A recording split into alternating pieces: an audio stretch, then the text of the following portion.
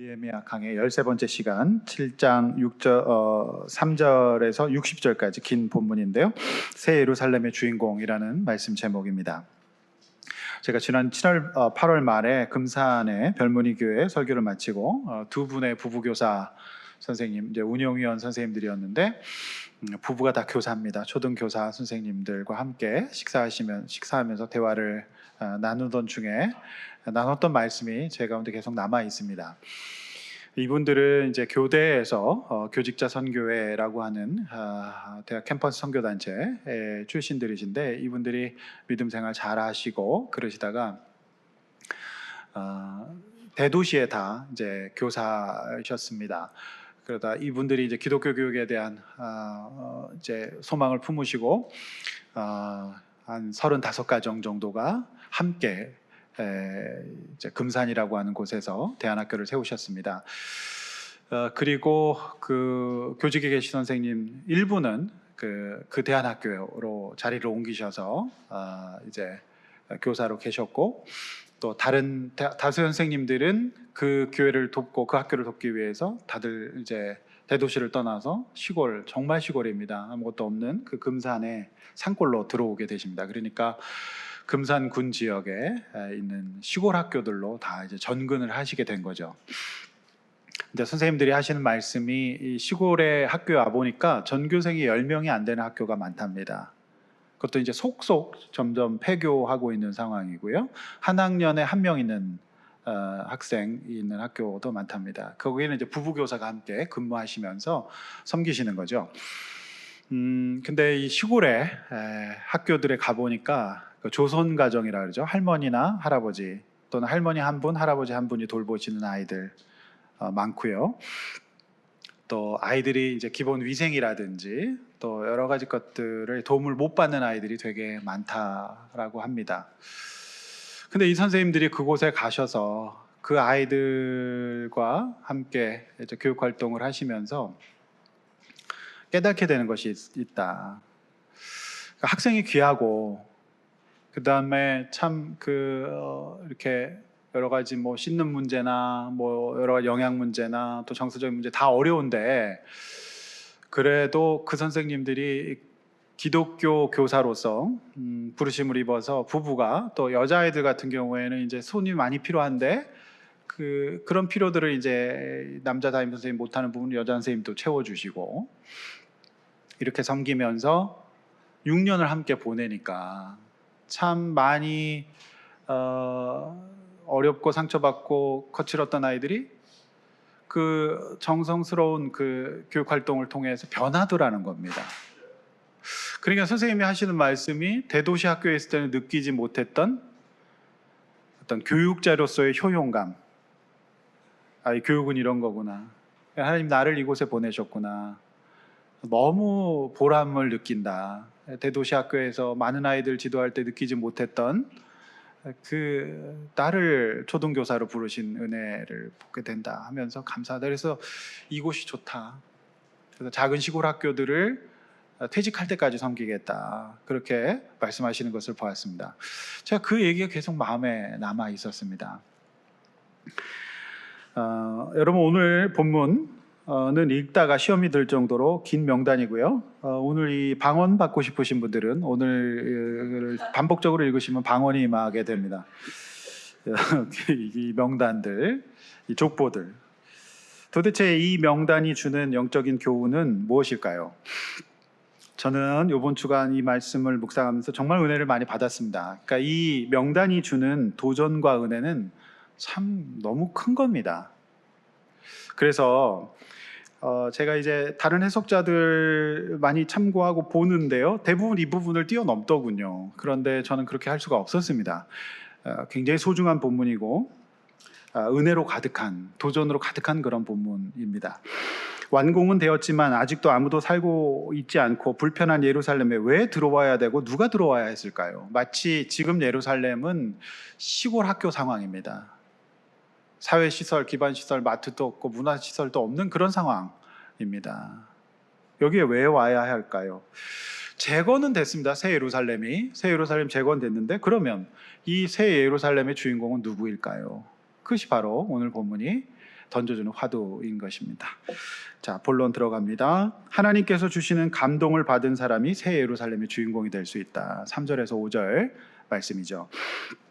자, 3절 느헤미야는 해가 높이 뜨기 전에는 예루살렘 성문을 열지 말고 아직 파수할 때에 곧 문을 닫고 빗장을 지르며 예루살렘 주민이 각각 자기가 맡은 구역에서 파수하고 자기 맞은편도 지키라고 합니다. 굉장히 방어적이죠. 성문을 이제 성이 완공이 됐는데 되도록이면 활짝 열어놓고 이렇게 해야 되지 않습니까? 그런데 되도록 늦게 열라. 그 다음에 여기 아직 파수할 때라는 말씀, 빗장을 닫으라는 말씀은 이스라엘 이 땅에는 너무 이제 낮이 덥기 때문에 브레이크 타임이 있습니다. 그래서 오수라고 하죠. 이제 사람들이 너무 덥고 힘들기 때문에 이제 낮잠 자는 시간이 있었다고 합니다. 그러니까 이 브레이크 타임에 특별히 문단속을 잘하라, 그런 얘기입니다.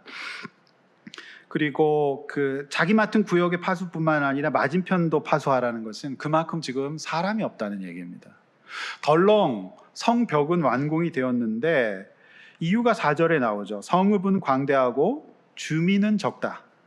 가옥은 미처 건축되지 못했다. 그러니까 이곳은 사람 살 수 없는 곳입니다. 지금 마치 2차 대전 때 원폭을 맞은 히로시마 같은 상황입니다. 완전히 이방 땅인들에게 짓밟혀서 기반 시설이 없고요, 집도 없습니다.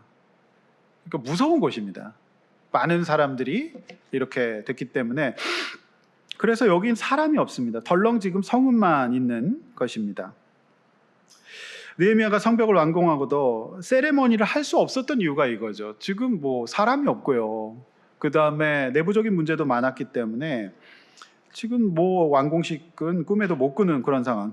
그러니까 건축물로서의 성벽 완공이 중요한 게 아니라, 느헤미야가 완공이라고 생각하는 것은 이제 이 예루살렘이라는 도시가 정상화되고 이곳에서 하나님의 사람들이 들어와서 예루살렘의 영광을 회복하는 거, 그러니까 사람이 사는 거. 건축의 완성은 사실 사람이죠. 사람이 없는 집이 무슨 의미가 있겠습니까? 지금 이제 그거를 한 겁니다. 그래서 일단 느헤미야는 50여일 만에 일단 공간을 만든 겁니다. 그런 다음에 이제 사람을 거기다가 이주시키고 해야 된다. 그래서 아직 마음 놓을 때가 아니다. 완공은 건축물로서만 됐지 내용은 아직 없다라고 하는 그런 마음이었습니다. 과거의 강남 땅은 상습 침수 지역으로 사람이 살 수가 없었던 땅이었고, 특별히 잠실 지역 굉장히 발달했죠. 여긴 잠실도라는 섬으로 홍수에 직접적인 영향을 받는 땅이었다는 걸 여러분 알고 계십니까? 그래서 옛 강남의 본지는 영등포였다고 합니다. 그래서 영등포가 강남입니다. 다리가 거기 하나밖에 없었기 때문에 영등포가 진짜 강남이어서 지금 강남을 영동이라고 하죠. 영등포의 동쪽이라는 뜻입니다. 그래서 여긴 사람 살 수 없어요. 홍수가 너무 많이 나기 때문에. 그래서 이 사람들은 사대문 안과 주변의 강북이 좋은 땅이고 강남은 버려진 땅이라고 생각을 하고 있었던 것이죠. 멀리 보고 이때 이주하신 분들은 지금 다 대박을 치게 된 겁니다. 느헤미야 당시 예루살렘 역시 마찬가지였습니다. 아무도 갈 수가 없어. 안 살고 불편하고 저주받은 땅, 짓밟힌 땅, 사람이 살 수 없는 그런 도시였다라고 하는 겁니다. 집도 없고 사람도 없다라고 하는 겁니다. 그러나 다시 이곳에 하나님의 성전과 성벽이 세워지고 하나님 예배 받으셔야 됩니다. 성도 여러분, 이게 영적으로 우리 이제 하나님 나라 교회를 새 예루살렘이라고 얘기하고요. 그 다음에 영적으로 우리 그리스도인들을 영적 이스라엘 백성이라고 얘기하거든요. 그러니까 이처럼 이게 우리가 신앙생활하고 교회 안에 들어오고 새롭게 뭔가 우리를 돌아보고 다시 지어가는 거는 편리와 편의가 없는 것입니다. 이게 좀 많이 힘들 수 있어요. 그러니까 불신자가 교회 나온다는 거, 예수를 믿게 된다는 거는 정말 어려운 일일 수 있습니다. 해야 될 작업이 너무 많거든요.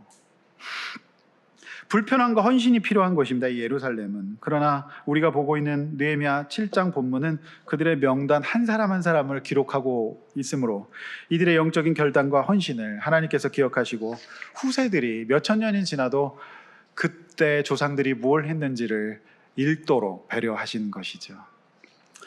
익숙하고 편리한 것으로 치자면 대도시 문명의 도시 페르시아가 훨씬 더 유리합니다. 그러나 그곳은 아무리 잘해봐야 노예입니다. 포로입니다. 우리가 세상에서 편리하고 즐겁고 재미있습니다. 그런데 그곳은 죄의 포로입니다. 그러니까 근근히 먹고 살지만 새로운 삶의 희망도 목적도 없습니다. 생존과 유지가 작동하는 것이죠. 성도 여러분, 우리가 교회를 나온다는 거, 이거는 이 세상에 우리가 살지만 동시에 하나님의 백성이 된다는 거, 우리의 영적인 본고지를 하나님 앞에 둔다는 겁니다. 그것은 어색하고 불편하고 낯선 곳일 수 있어요. 다시 이 새 예루살렘에 오는 백성들이 딱 그랬던 것입니다. 그러나 충분한 가치가 있는 것입니다. 새로워지는 것입니다. 그것이 바로 교회죠. 5절, 바로 이때 하나님께서 느헤미야 마음을 감동케 하셔서 인구조사를 하게 하십니다. 흔히 하나님이 마음에 감동을 주셔서 그렇게 했다는 말을 그리스도인이 종종 합니다. 그런데 우리가 잘 분별해야 됩니다. 우리가 하나님이 마음을 주셨다는 것을 하나님 뜻으로 받아들일 때는 일단 말씀이 있어야 되고 오랜 시간과 환경, 과정의 인도가 있어야 됩니다. 그러니까 직관적으로 하나님께서 마음을 주셨다고 하면 안 됩니다. 공동체와 주변 사람들, 또 이런 것들의 여러 가지 결과가 하나님의 마음이어야 합니다. 그런데 정작 하나님께서 마음을 주셨다고 하지만 내 뜻과 내 생각인 경우가 많죠.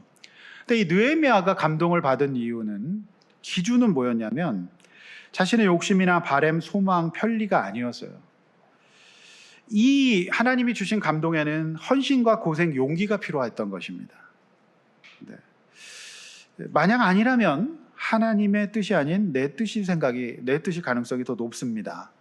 구약에서 인구조사 예가 몇 경우 나오죠. 그런데 대부분 부정적입니다. 인구조사를 했다가 경을 치죠. 대부분 인구조사를 왜 합니까? 구약에서 왕들이 하나님이 아니라 자신의 군사력과 자신의 힘과 권능을 한번 헤아려 보고 싶을 때 인구조사를 합니다. 그래서 경을 치게 되는 겁니다. 근데 이 경우는 정반대예요. 이 인구조사는 이제 여기 가서 고생해야 되고 여기 가서 완전 새롭게 돼야 되기 때문에 용기와 헌신과 결단이 필요한 인구조사였고요. 이것은 한마디로 나 때문이 아니라 하나님의 뜻 때문이었다라고 하는 것을 우리가 알 수 있습니다. 그래서 여러분 어떻게 하나님의 인도를 받고 계십니까? 그 하나님이 마음을 주셨다는 것이 이 본문의 경우와는 다릅니까? 틀립니까? 그걸 잘 생각해 보셔야 됩니다. 불편한 일입니다. 에스라 때 1차로 귀환해 성전을 재건한 명단은 80년에서 100년 정도 전의 명단입니다. 그러므로 느헤미야의 감동은 1차로 귀환하여서 성전을 재건한 조상들이 성전을 덜렁 지어놨습니다. 굉장히 초라하게 지어놨지만 그나마 성벽도 없고요. 이방인들에게 짓밟히고 무너진 예루살렘 성은 너무 괴롭힘을 당하기 때문에 예배를 드릴 수가 없는 그런 상황이었습니다. 이제 가족들마저 다 팔아넘길 수밖에 없는 그런 상황이 어떤 성전의 의미가 있겠습니까? 그러니까 느헤미야는 이 예루살렘의 도시 기능과 그리고 예루살렘은 성전이 있기 때문에 다시 그들이 하나님 예배하고 무너진 삶을 새롭게 세우는 그 의미의 성벽이었던 것이죠.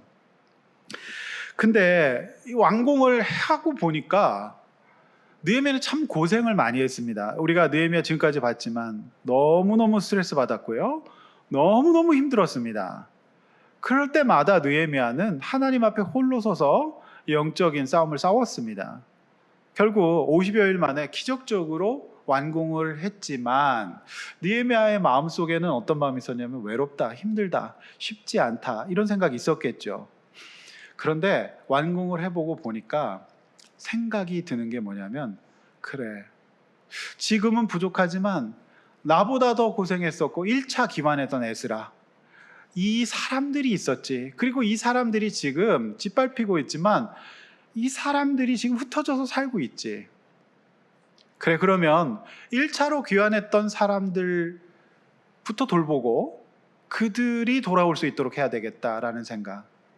동시에 성전이 완공이 초라하게 됐지만 학자들은 제가 여러 번 말씀드렸지만 길게는 140년, 짧게는 100년까지도 봅니다. 그러니까 1차 기한과 2차 기한의 텀 사이에서 성전 짓고 그냥 흐지부지 됐던 기간, 그렇게 봅니다. 그래서 저는 한 120년 정도 본다고 얘기를 했는데, 짓고 보니까 마음속에 하나님이 우리를 버리신 건가, 또는 내 인생을 이렇게 끝나는 건가, 더 이상 아무 일도 일어나지 않고 계속 이렇게 절망과 낙심 가운데 있어야 되는 건가라는 생각을 할 수도 있었는데, 가만히 묵상해보고 하나니와 하나냐를 세우고 성벽을 완공하고 기도하며 묵상해 보니까 아니었던 겁니다. 기적적으로 완공이 됐고, 나를 돕는 충직하고 신실한 자들이 있고, 그러니 이 느헤미야의 마음속에 감동이 일어납니다. 거절된 것이 아니구나. 하나님은 우리를 버리지 않고 지금까지 인도해 오셨구나. 이런 감동이 밀려왔던 겁니다. 성도 여러분, 하나님을 못 믿고 낙심하고 좌절하고 있을 때에는 감동이 없습니다. 그러나 우리가 기도하고요, 하나님 앞에 결단하고 말씀을 의지하고 묵상하면서 나아갈 때 우리 속에, 우리의 영혼 속에 감동이 밀려옵니다. 이전에도 힘들었고 지금도 어려울 수 있지만 하나님은 지금 나를 버리지 않고 내 기도를 응답하고 계셨구나, 이런 생각이 몰려오면서 소위 성령 충만, 은혜가 회복됩니다. 이 모든 과정이 하나님의 인도하심이었구나라는 것을 깨닫게 될 때 내 영혼 저 밑에서부터 올라오는 용기와 희망과 감동이 생겼던 것이죠. 더군다나 어렵게 성벽을 완공했습니다. 근데 이 성벽을 바라보는 시점 역시 사람이 없는 상황이 좌절될 수도 있습니다. 그러나 느헤미야는 아니었어요. 성전을 회복하기 위해서 고생했던 에스라와 1차 귀환 사람들, 그들 명단이 이 100년 묵은 80년 묵은 명단을 먼지를 털어가면서 그랬구나라는 생각이 드니까 이 느헤미야 영혼 속에서 희망과 용기와 감동이 일어나는 것이죠. 그게 저는 말씀이었다고 생각합니다. 성도 여러분, 우리의 삶이 비록 썰렁하고 낙심되는 환경일지라도 하나님은 살아계십니다. 망한 게 아닙니다. 포기하지 마십시다. 우리가 그 크신 하나님의 뜻과 계획을 다 알 수 없지만 느헤미야처럼 여러 가지 낙심의 환경 속에서도 기도하고 주님 바라보면서 삶에 최선을 다할 때 하나님께서는 저와 여러분들에게 반드시 강한 감동을 주실 줄로 믿습니다. 이 감동을 받은 사람, 다시 말씀 듣고 용기가 나는 사람, 은혜가 발생되는 사람이 새 예루살렘의 주인공이 되는 겁니다. 할렐루야. 네. 이것이 오늘 저와 여러분들에게 주시는 은혜입니다. 두 번째, 힘들고 굳은 일을 은혜로 감당하는 사람들이 새 예루살렘의 주인공이 된다. 6절에서 60절까지 그 명단들입니다. 자, 6절에서 7절의 명단은 바벨론에서 백성들을 이끌고 돌아온 12명의 지도자 명단입니다. 구약학자들은 1차 포로 귀환 때 약 10%만 귀환했다라고 말합니다. 그러니까 숫자는 적었을지라도 이 6, 7절의 명단은 12지파를 상징하는 12명이에요. 그러니까 적어도 상징적으로 돌아왔다, 다시 옛 이스라엘의 영광이 회복됐다라는 것을 보여주는 첫발이 이제 떼어진 것이죠. 그래서 이제 8절부터 느헤미야는 길고도 많은 돌아온 백성들의 명단을 기록하고 있습니다. 근데 이 명단은 길지만 굉장히 세분화되어 있습니다. 하나하나 영적 의미가 굉장히 깊습니다. 여러분 성경이 지금 있으신 분들은 보시고 없으신 분들은 스마트폰 같은 걸로, 제가 주보에 너무 길어서 다 실을 수가 없었으니까 찾아서 보시면서 들으시면 더 도움이 되실 수가 있겠습니다. 스마트폰은 그런 데 쓰는 겁니다. 먼저 이제 28절에서 25절이 나오는데요. 이 쭉 명단이 나옵니다. 이제 집안별로 구분된 귀환자 명단입니다. 이제 집안별 구분 명단이죠. 그래서 25절까지 총 15,604명이라고 언급되어 있습니다. 그리고 26절에 38절에는 지역별로, 그러니까 이제 본적지별로, 지역별로 구분된 명단입니다. 이 숫자가 8,589명이라고 적혀 있습니다. 그리고 39절에서 42절까지는 제사장의 명단이 나옵니다. 그러니까 숫자는 4,289명이라고 성경에 분명히 적혀 있습니다. 자, 그런데 귀향민 중에 제사장이 거의 10분의 1을 넘습니다. 많다는 얘기입니다. 그리고 43절에서 45절까지는 제사장에 비해 굉장히 짧은 소수의 레위 사람들의 명단이 나옵니다. 겨우 341명밖에 되지 않았습니다. 자, 이유에 대해서는 잠시 후에 제가 말씀드리지만 일단 이 명단이 어떻게 세분화되는가, 어떻게 분류되어 있는가, 무슨 의미인가를 한번 쭉 정리를 해야 되죠. 제가 이번 주 정리하느라고 많이 힘들었거든요. 자, 일단 계속 들어보십시오. 자, 46절에서 56절에는 성전에서 굳은 일, 힘든 일을 도맡아 했던 느디님 사람들의 명단이 나옵니다. 그리고 57절에서 60절에 나오는 솔로몬의 종 자손들과 같은 사람들은 느디님과 똑같은 성격, 굳은 일 했던 사람, 힘든 일 했던 사람, 보이지 않는 영광 없는 일을 했던 사람, 이들을 묶어서 모두 우리가 60절은 읽었잖아요. 392명이라고 60절에서 밝히고 있습니다. 한 줄 한 줄 다 읽으시다가 여러분 시험 드실 것 같아가지고 제가 요약을 해드린 겁니다. 그러면 이 명단, 이 귀환자 명단이 주는 영적 교훈은 무엇일까요? 보통 내용이 아닙니다. 여러분 들어보십시오. 깊게 묵상해야 됩니다. 첫 번째, 하나님의 백성들은 포로 생활을 통해서 더 강하고 왕성해진다는 겁니다. 포로 생활이 왕성해지는 길이었어요. 거듭된 우상숭배에 대한 경고에도 불구하고 정신을 못 차리는 이스라엘 백성들에게 바벨론 포로 생활을 허락하셨습니다. 그러나 명심하십시오. 하나님께서는 포로 생활을 허락하실지라도 절대 저와 여러분을 버리지 않습니다. 위에서 말씀드렸듯이 이 많은 명단은 10% 정도밖에 안 되는 겁니다. 그러니까 엄청나게 많은 거죠. 오늘 명단의 숫자가 많습니다. 무슨 말입니까? 하나님께서 과거 애굽에서도 그렇게 하셨지 않습니까? 애굽에서 종노릇했지만 그곳에서 이스라엘 백성은 정말로 창대해졌습니다.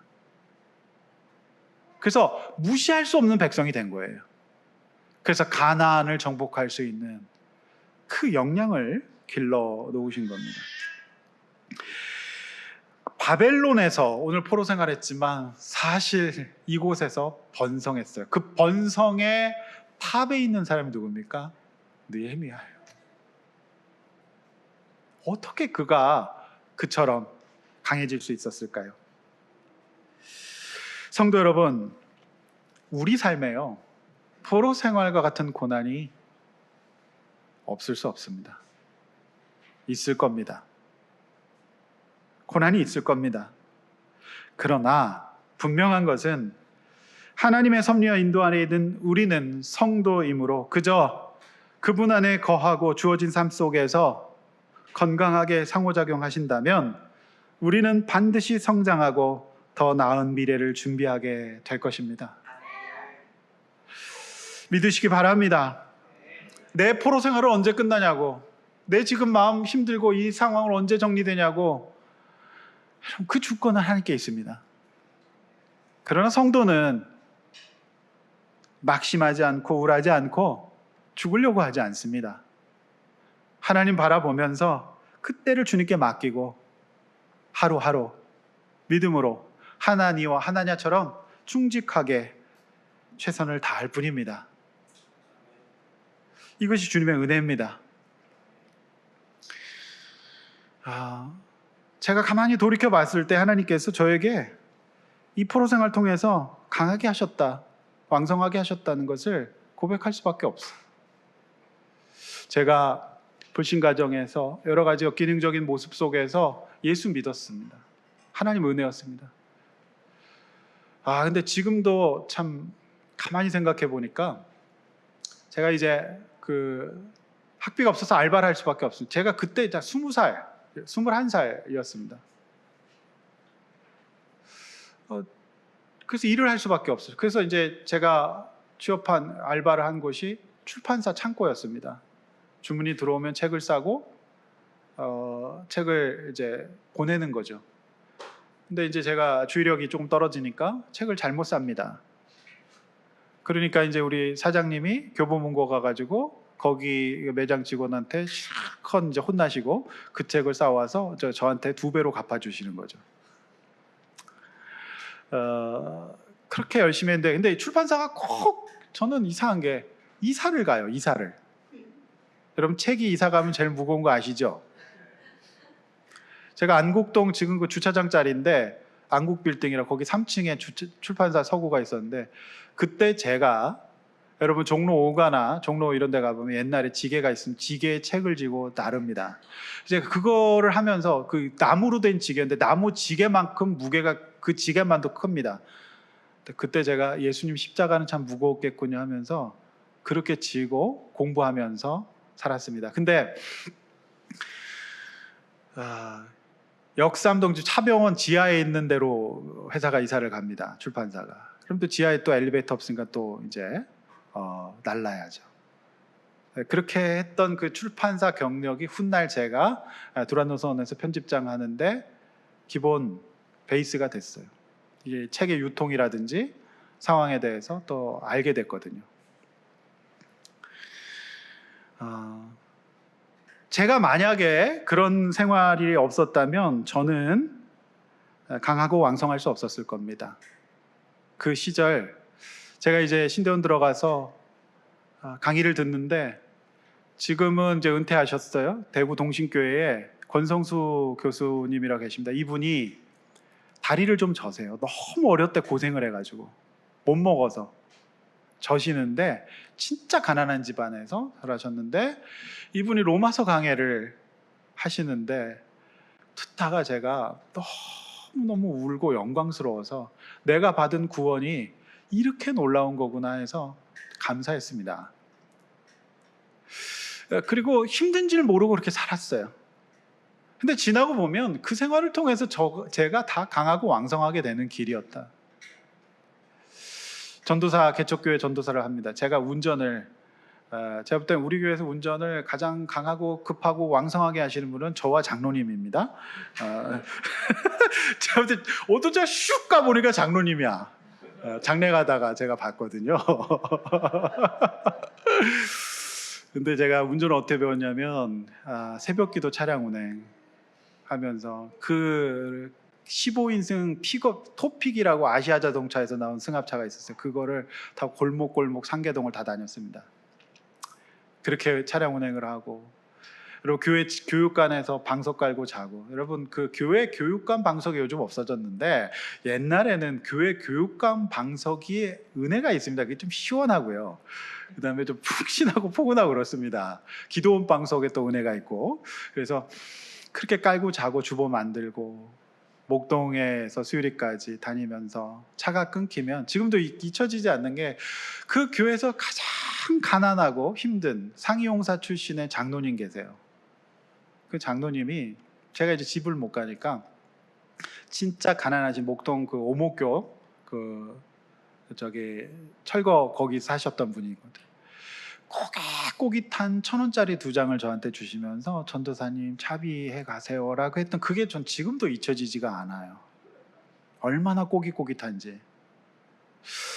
근데 이제 그 아들이 석훈이라 이름도 아니죠. 그 아이가 사역자가 돼서 저를 찾아왔던 그 경험이 있습니다. 그때 제 학생이었거든요.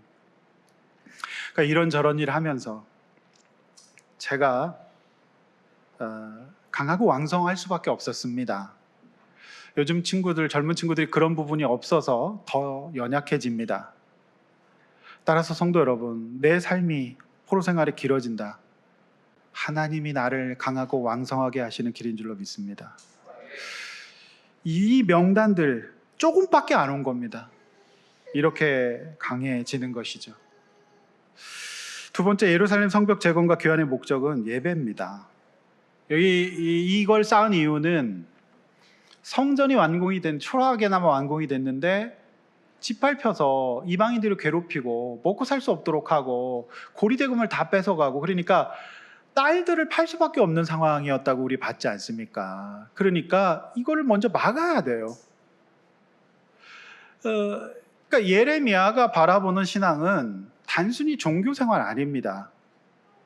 그들의 정신이 똑바로 되고 그들의 삶이 바로 서고 이렇게 되면서 하나님과의 관계 속에서 그들이 사회적으로, 정서적으로, 가족적으로 회복되어서 사람답게 사는 겁니다. 기독교 신앙은 교회 안에서 기복적으로 하는 거 아닙니다. 제대로 된 정신을 가지고 제대로 된 삶을 살면서 사랑과 화평과 자비와 은혜를 베풀면서 정의와 공의를 실현하는 삶을 사는 것이죠. 그래 우리 신앙생활에 그렇게 중요한 겁니다.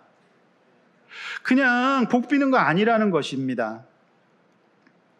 그래서 여러분, 제가 가장 중요한 생각은 사실 예배죠. 제가 딴 건 몰라도요. 여러분 오늘 찬양 보시면서 보셨겠지만은 이제 우리가 앞쪽만 이제 조명 분리가 안 돼 있었어요. 요번에 또 이제 요번 주에 공사해가지고 조명 분리를 했지요. 저는요, 우리 이제 예배팀장 양집사님 저한테 예배 관련해서 말씀하시면 저는 바로바로 반응하고 재빠르게 움직입니다. 제일 중요하기 때문에 그래요.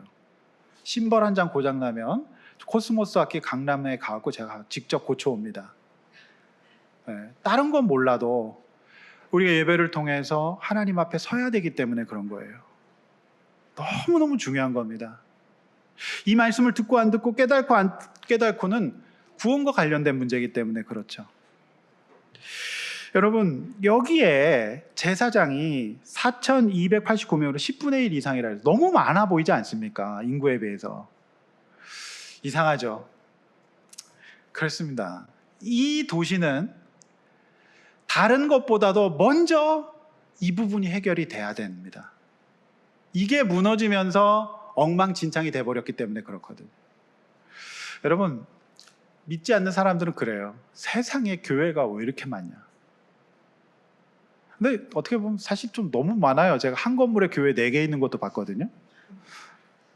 교회 많죠? 근데 여러분, 이단과 사이비, 그 다음에 그가 아닌 깨어있고 하나님 말씀 가운데에서 진리를 선포하고 복음을 선포하고 사람을 살리고 깨어있는 교회, 꼭 필요한 교회라면 많으면 많을수록 좋을 겁니다. 생각해 보십시오. 죄와 관련된 거, 그거는 왜 많아도 사람들이 왜 많냐고 말을 안 합니까? 너무 많지 않습니까? 여러분, 병원, 의원, 동네 곳곳에 많죠? 사람 생명 관련된 일이기 때문에 그래요. 교회도 마찬가지입니다. 유의미한 교회, 필요한 교회, 깨어있는 교회, 말씀 가운데 선 교회는 많으면 많을수록 좋을 겁니다. 그 의미가 있는 겁니다. 성도 여러분, 이거는 이 기환의 목적이, 이 새 예루살렘의 주인공은 믿음으로 하나님 앞에서 돌아오고 예배하는 자의 것이 될 것입니다. 할렐루야. 그래서 하나님과 관계가 무너진 사람은 마치 밑둥이 잘린 나무처럼 생명력을 잃고 쓰러질 수밖에 없기 때문에 그런 겁니다. 세 번째, 예루살렘에는 굳은 일, 힘든 일, 알아주지 않는 일을 해줄 사람들이 있어야 되고 하나님께서는 이들을 새 예루살렘의 주인공으로 삼으신다라고 하는 내용입니다. 여러분, 여기서 제사장은 그렇다 칩시다. 그런데 참 제가 이 본문을 이번 한 주간에 이 긴 이 명단이 나온 이 본문을 묵상하면서 마음이 아팠던 것은 43절에서 45절에 레위 사람들이 너무 부족하다는 겁니다. 그 레위인들은 불과 138명에 불과합니다. 45절에 나와 있죠. 제사장에 비해서 너무 작지 않습니까? 레위 사람들은 제사장이 아닙니다. 이 사람들은 성전에서 섬기는 사람들이죠. 그러니까 마치 군대로 치면 부사관 같은 역할을 하는 사람들입니다. 네. 행보관 같은 역할을 하는 사람들이죠. 그러니까 이분들이 제사장이라는 공식 직함은 없습니다.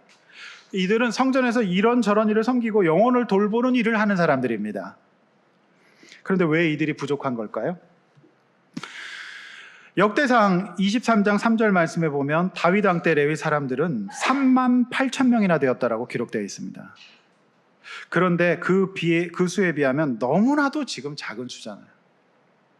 심지어 여러분 에스라서를 보면은 1,500명의 무리를 이끌고 1차로 먼저 귀환합니다. 그러니까 이 왕이 페르시아 제국으로 바뀐 다음에 스룹바벨 때 레위 사람들이 부족해 갖고요. 출발을 늦추면서 추가 모집을 했지만 1차 때는 겨우 38명만 데리고 왔다라고 에스라 8장 15절 20절에 이 맥락에 기록되어 있습니다. 너무 적은 거예요. 왜 그랬을까요? 사실 이들은 돌아봐야 레위인의 특성상 기업이 없습니다. 땅이 없어요. 그러니까 이 땅에서 돌아봐야 차지할 유산도 없을 뿐 영광도 없습니다. 제사장인 영광이라도 있죠. 레위인은 영광도 없어요. 그런 사회적 맥락, 오히려 그들은 포로로 끌려가서 더 이상 그 일 안 해도 되겠다 싶으니까 좋았던 걸로 보입니다. 심지어 안 돌아옵니다. 그러나 기적이 일어납니다. 46절에서 60절까지 짧게 레위인은 너무 적었다 3절로 딱 끝나고요. 나머지 긴 분량, 그러니까 여러분 주인공의 분량은 길잖아요. 긴 분량은 누구 분량인지 아십니까? 느드님 사람과 솔로몬 신하의 자손도 같은 일 했던 사람들이 640명이 이 대열에 합류함으로써 부족한 레위인들의 손을 가장 낮은 자리에서 채워주게 되는 것입니다. 성도 여러분, 느드님이 누굽니까? 여호수아 강해 때 제가 자세하게 말씀드린 바 있습니다. 여호수아 9장에 보면 이들은 여호수아를 속입니다. 그래서 이스라엘과 언약을 맺은 기브온 사람들의 후손입니다. 일종의 이들은 거짓말쟁이 사기꾼 집안입니다. 현실 감각은 너무 뛰어나서 사람을 속이고 사기를 치는 사람들이었습니다. 믿을 수가 없는 사람들입니다. 그러나 그들은 위기를 당하게 됩니다. 그래서 이렇게 얘기합니다. 그저 살려만 주신다면, 필요한 목숨 살려만 주신다면, 우리가 당신을 속였고 사기를 쳤고 믿을 수 있는 사람들이 아니었지만 그저 우리를 살려만 주신다면 성전에서 나무 패고 물 깃는 일이라도 하겠다고 했던 사람들이 바로 느드님입니다. 이후 그들은 은혜를 받습니다. 여러분, 이들이 성전에서 오랜 기간 동안에 힘든 일, 표시 안 나는 일, 아무도 하려고 하지 않는 일들을 감당하면서 어떤 얘기를 들었을 것 같습니까? 한 번도 들어보지 않았던 말들을 듣기 시작합니다. 고맙다. 수고했다. 감사하다. 이들이 기브온 백성으로 살 때에는 한 번도 들어보지 못했던 말입니다. 늘 속였고, 스가랴서 말씀에 나와 있었던 일종의 자기애성 성격 장애, 자기 외에는 없는, 자기 가족밖에 없는, 그러니 고맙다, 감사하다, 이런 얘기를 못 들었죠. 근데 이들이 이 일을 하면서 받았던 은혜는 이들이 감사하고 효용감 있는 존재로 변하기 시작합니다. 왜요? 누군가는 해야만 되는 힘든 일이었기 때문에 그렇습니다.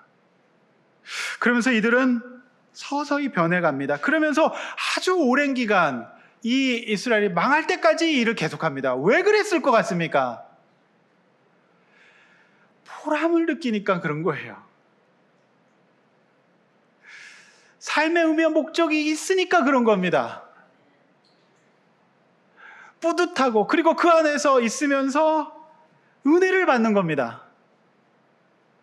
과거 기본으로 살 때는 보지 못했던 소위 메타푸드를 먹게 되는 겁니다.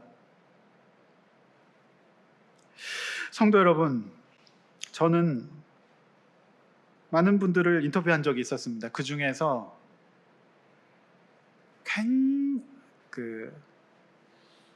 전국에서 시험을 1등 했던 분이에요. 학력고사. 근데 그분의 아버지의 직업이 교회 사찰 집사님이셨어요. 제가 그거 기억합니다.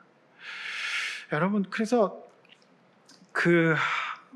너무 감사한 거죠. 이들이 변화돼서 쭉 그 일을 했습니다. 그래서 그들이 정말 이스라엘의 일원이 돼버린 겁니다. 그런데 정권이 바뀌고 그들의 삶이 이제 이 제도가 무너지지 않습니까? 바벨론 포로 생활을 통해서. 자, 그러면 이들도 다 끌려간 겁니다. 자, 그러면 그곳에 가면은 너나 나나 똑같은 포로가 되면 이분들이 어떻게 할 수 있습니까? 자칫 잘못 생각하면 그동안 우리를 죽도록 일시켰고 괴롭혔던, 우리를 하찮게 봤던 사람들에게 보복할 수 있지 않습니까?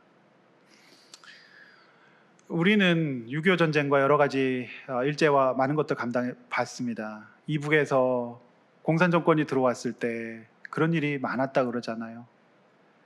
정말 길거리에서 죽어가는 애를 거두어서 종사 맞습니다. 먹고 살게 해줬고 심지어 장가까지 보내줬습니다.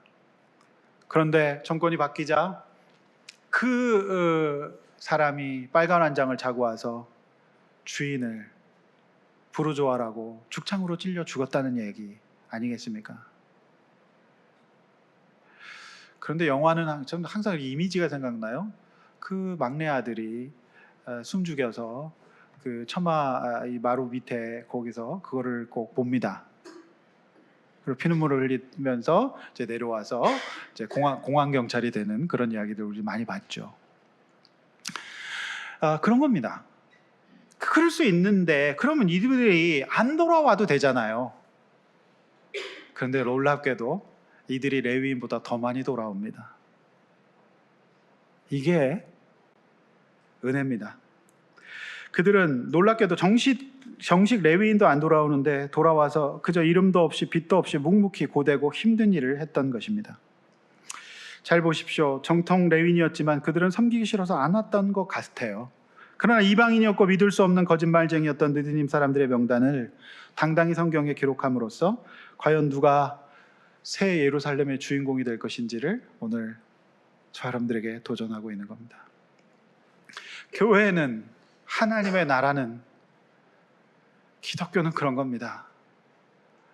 과거가 어땠든지, 어떤 죄를 지었든지, 어떤 사기를 쳤든지, 어떤 실수를 했든지 믿음으로 나오는 자를 하나님께서는 새 예루살렘의 주인공으로 삼아 주실 겁니다.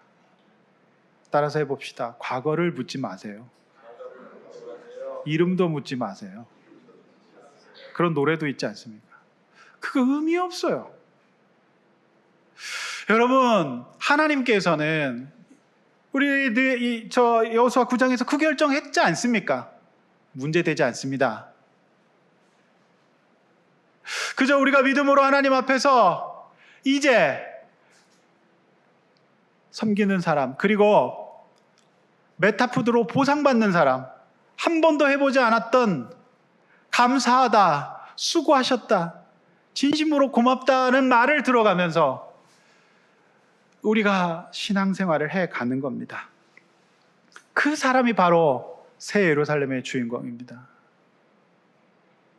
여러분도 그런 분들이 되지 않으시겠습니까? 믿습니까? 오늘날 교회는 이런 느디님 사람들이 사라져가고 있습니다. 저는 한번 가만 생각해 봤어요. 나는 누구인가? 나는 누구인가? 저는 개척 목회를 하면 다 할 수 있다. 무슨 말이냐면 제사장도 레위인도 느드님도 다 할 수 있습니다. 주일의 제 마지막 일과는 이렇게 설교를 하는 제사장 역할도 하지만 제 주일의 마지막 일과는 여러분들이 드신 짬을 처리하는 것입니다.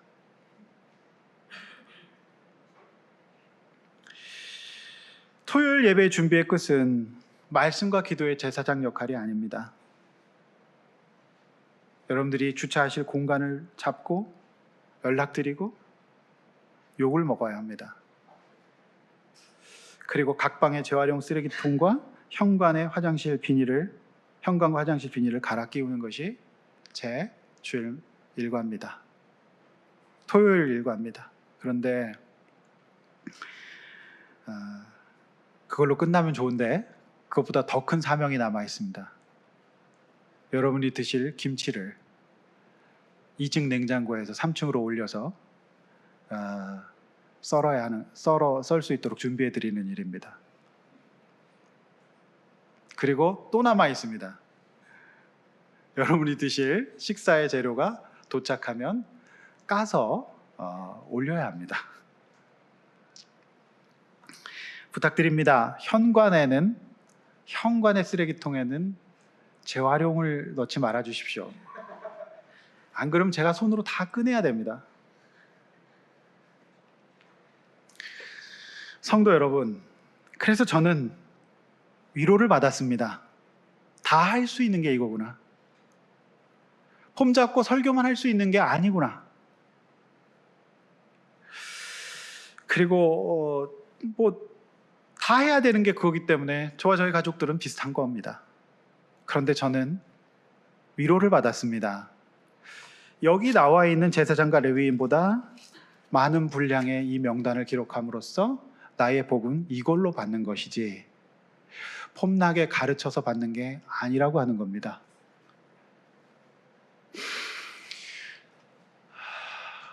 여러분, 내일부터 역대하가 시작됩니다. 솔로몬이 구한 겁니다. 하나님 앞에 하나님이 솔로몬에게 물으십니다. 내 소원이 무엇이냐? 솔로몬이 대답합니다. 하나님, 지혜와 지식을 주십시오. 그런데 이 지혜는 듣는 지혜를 말합니다. 그리고 지식은 하나님 말씀입니다. 그러니까 들을 수 있고 말할 때 말하지 말할 때를 구별하고 들을 수 있고 하나님 말씀의 지혜를 주셔서 재판을 잘할 수 있도록 도와주십시오라는 제목이었습니다. 즉 말로 이타적인 섬기기 위한 소원을 말했던 거죠. 그랬더니 어떻게 됩니까? 내일 동행부석 제가 다 올려놨는데요. 내일은 그냥 보너스 본문입니다. 주워 먹으라고 그냥. 이번에 은혜를 그냥 갈고리로 주워 가라는 본문입니다. 그래서 구하지 않은 부와 명예와 물질을 주시죠. 얼마나 많은지 셀 수가 없어서 그런 내용이 나옵니다. 즉, 우리가 하나님 앞에서 어떻게 살아야 됩니까? 그걸 보여주는 거죠. 새 예루살렘의 주인공. 저는 우리 교회가 가만히 제가 생각해 보면 단체로 다 느디님이 되는 거예요. 네. 저는 우리 장로님 보면은 그냥 어디나 가서 막 있거든요. 그게 느디님이죠. 네. 그래서 여러분 그런 것 같아요. 우리가 이런 삶을 살면서 살아갈 때 주인공이 됩니다. 새하늘과 새 땅에. 그리고 여기 있는 모든 성도님들은 다 느디님이라고 저는 봅니다. 여러분들이 하신 일, 여러분들이 섬기신 일, 여러분들이 함께 하신 일 다 기억하고 다 듣고 계실 줄로 믿습니다. 그게 주인공인 겁니다. 이게 하나님 나라인 겁니다. 할렐루야. 여러분, 말씀 맺습니다. 저와 여러분이 새 예루살렘 하나님 나라의 주인공이 되려면 은혜와 감동이 있어야 되고 말씀 붙들으십시다. 그리고 우리가 사랑과 은혜로 우리의 연약함에도 불구하고 섬기며 나아갈 때 하나님께서는 저와 여러분들을 주인공 삼아 주실 겁니다. 믿으시기 바랍니다. 그런 은혜와 축복이 저와 여러분들에게 있으시기를 주님의 이름으로 간절히 축원합니다. 우리 시간에 찬양하고 기도하겠습니다. 여러분, 우리 인생은 수많은 느디님들로 이래서 이루어진 겁니다. 여러분들이 지금 어른이 되셨지만 여러분들을 위해서 수많은 느디님을 감당하셨던 부모님들 계셨고요, 선생님들 계셨습니다.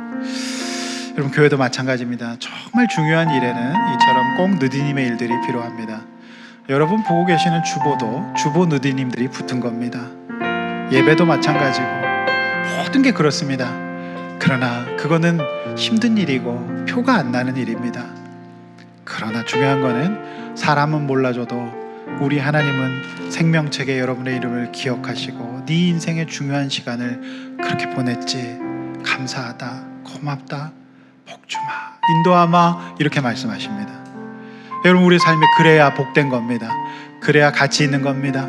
하나님 앞에서 그렇게 살아서 내 인생의 영적 메타푸드 먹고 제대로 살아갈 수 있도록, 인간답게 살아갈 수 있도록 해달라고 주여 한번 외쳐 기도하겠습니다. 주여!